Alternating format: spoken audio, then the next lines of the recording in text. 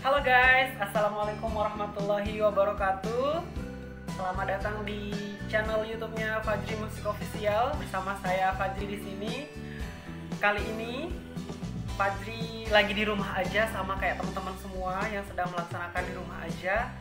Tapi yang beda di sini kita bakalan sama-sama. Fajri udah ngadain Q&A di semua sosial media, baik itu WhatsApp, Facebook ataupun Instagram.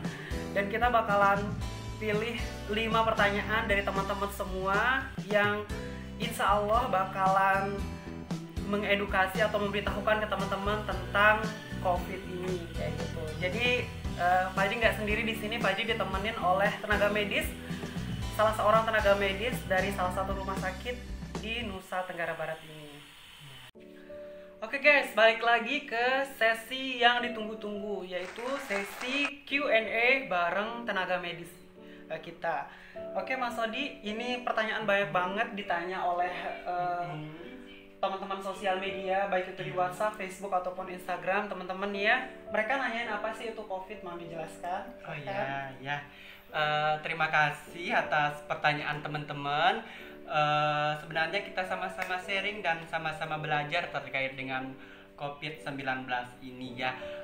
COVID-19 itu sendiri merupakan sebuah virus yang pertama kali muncul di daerah Wuhan, Cina. Virus ini sendiri sejenis dengan MERS sama SARS yang menyerang sistem pernapasan. Untuk COVID sendiri itu akan menyerang sistem pernapasan melalui gejala pneumonia atau perselubungan di paru-paru seperti itu. Oke guys, sudah jelaskan tadi seperti yang dijelaskan oleh Mas Odi bahwa COVID-19 itu merupakan salah satu virus yang masih sejenis dengan SARS atau MERS yang dari Saudi dan ditemukan pertama kalinya di Wuhan, Cina, seperti itu. Lanjutnya ada pertanyaan kedua dari teman-teman. Bagaimanakah cara penularan COVID-19 ini? Apa benar nih Mas Odi, katanya banyak sekali yang beredar bahwa COVID-19 itu menyebar melalui airborne atau udara. Mau dijelaskan? Teman-teman semua. Untuk virus COVID itu sendiri tidak benar, artinya berita yang tersebar di media sosial terkait dengan virus COVID itu bisa menyebar melalui airborne itu sama sekali hoax dan beritanya tidak benar ya. Yang benar itu bahwa virus COVID itu sendiri menyebar melalui droplet. Droplet itu sendiri artinya cairan yang keluar dari mulut atau hidung si pasien yang positif COVID ketika bersin atau batuk seperti itu. Dan tidak semua bersin, tidak semua batuk itu adalah COVID begitu. Harus ada tahapan-tahapan untuk pemeriksaan bahwa pasien itu benar dikatakan COVID atau tidak seperti itu. Mulai dari pemeriksaan fisik, rongsen paru-parunya, dan ada lagi yang rapid test. Terus ada yang paling menentukan itu sendiri adalah hasil swabnya seperti itu. Jadi saya tekankan sekali bahwa COVID itu tidak benar menyebar melalui airborne atau melalui udara ya. Yang benar itu melalui droplet yang keluar dari cairan tubuh si pasien, dan itu pun ketika droplet itu keluar dari hidung atau mulut si pasien itu dalam kondisi basah, seperti itu, dalam kondisi basah menempel di baju atau di ini yang kena ke tangan kita yang masuk melalui 3 pintu utama seperti itu ya. 3 pintu utama masuknya virus COVID-19 ke dalam tubuh kita, yaitu yang pertama adalah mata, hidung, dan terakhir adalah mulut. Sehingga ketika kita memegang daerah wajah ini harus dalam keadaan tangan kita sudah bersih dan sudah cuci tangan seperti itu ya. Dan yang terpenting sekarang itu adalah etika batuk ya. Zaman COVID ini sendiri ketika kita bersin atau batuk agak gimana gitu rasanya. Jadi kita harus menerapkan etika batuk mulai dari diri kita sendiri ya. Etika batuk itu yang pertama adalah ketika kita mau batuk, sebaiknya menutup hidung dan mulut kita menggunakan tisu seperti ini. Jika ada tisu, langsung batuk, menggunakan tisu, cuci tangan, buang ini, cuci tangan. Itu yang pertama. Yang kedua, ketika tidak ada tisu dan kita menggunakan masker, kita bisa menggunakan masker untuk ketika batuk. Yang berikutnya kita gunakan masker lalu batuk. Dan yang ketiga adalah jika tidak ada tisu dan tidak menggunakan masker, menggunakan ini lengan atas kita seperti ini dan agak dimiringkan dan nunduk seperti ini ya, menggunakan lengan atas untuk menutup daerah mulut dan hidung kita biar aman dan tidak was-was ke orang lain ya. Prosedur cuci tangan tidak hanya dengan celup-celup tangan ke air terus pakai sabun asal-asal seperti itu ya. Oke, mungkin dari teman-teman mungkin banyak yang tanya nih sama Mas Sodi, bagaimana sih cara cuci tangan yang baik? Kita minta Mas Sodi untuk mencontohkan ya. Silahkan Mas Sodi ke arah bagian tengah atau center. Jadi kita minta dicontohkan cara mencuci tangan yang baik dan benar. Cara mencuci tangan yang baik dan benar itu bisa menggunakan sabun dan hand sanitizer. Di sini saya menggunakan hand sanitizer ya. Yang pertama kita bersihkan itu adalah telapak tangan, terus ini punggung tangan yang kanan, punggung tangan yang kiri, sela-sela jari, pengunci.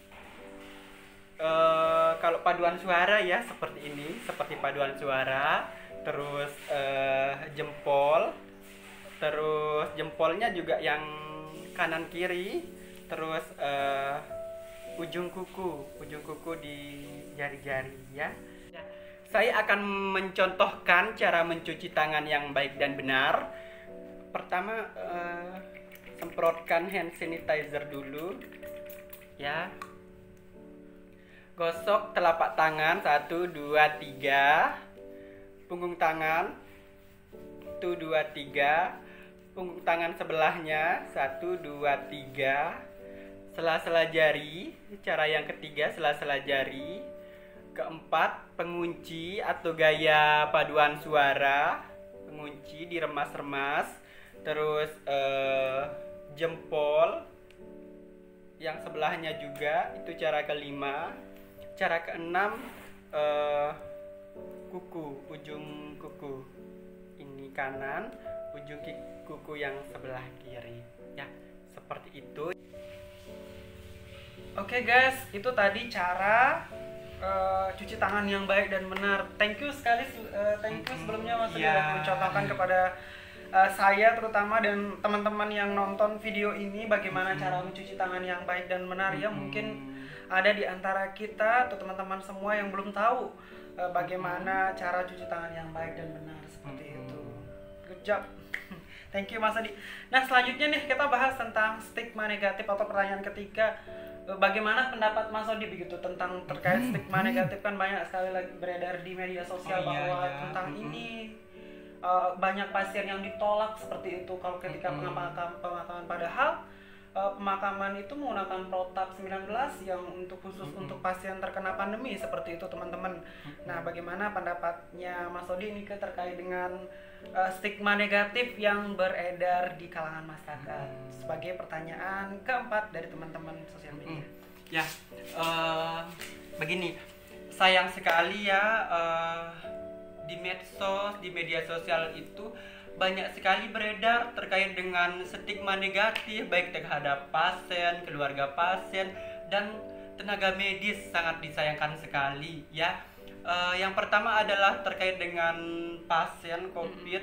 Tidak dibenarkan sekali kita mengucilkan mereka atau menolak pemakaman dari para penderita COVID ya. Sebenarnya ketika pasien dinyatakan COVID harusnya kita memberikan dukungan ya. Dukungan itu tidak hanya melalui materi. Jika kita mampu menggunakan materi ya bisa menggunakan materi, memberikan sumbangan terhadap pasien, keluarganya, dan kalaupun tidak bisa melalui itu kita bisa memberikan semangat ya semangat itu komentar-komentar yang positif terhadap pasien seperti itu. Dan juga yang beredar itu adalah penolakan terhadap pasien COVID-19 ya.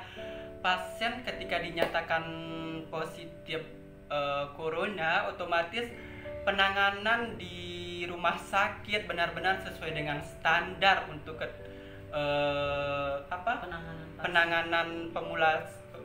penanganan penguburannya itu sudah menggunakan standar SOP yang sudah dibuat oleh pemerintah ya, seperti itu. Jadi memang sudah sesuai dengan standar seperti itu. Yang kedua adalah terkait dengan tenaga medis ya. Tenaga medis kita banyak juga yang mendapat stigma negatif dari masyarakat. Ada yang mengatakan bahwa mereka penyebarnya dan lain-lainnya.